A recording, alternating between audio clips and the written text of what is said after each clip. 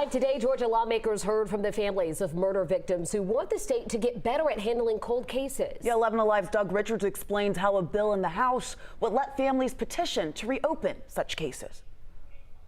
Backers of the bill say there are at least 500 unsolved homicide cases in Georgia. Victims' families want to be able to give at least some of those cold cases a new look. Tara was brilliant, she was gorgeous, and she was successful academically. Tara Baker's sister told a House committee thieves stole Baker's identity as the case dragged on. She was truly the most thoughtful person I've ever known in my life. Meantime, her cousin told a House committee thieves stole Baker's identity as the case dragged on.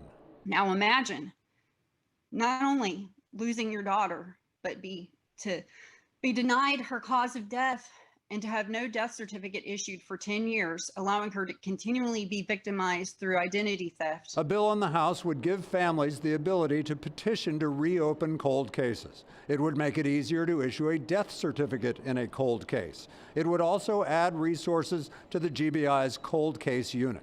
For 30 years, a crucial piece of evidence sat unprocessed in the evidence room of the Jeff Davis County Sheriff's Office. Natasha Bennett testified by phone about her cousin's case. Rhonda Sue Coleman was killed in Jeff Davis County in southeast Georgia in May 1990, a case still unsolved.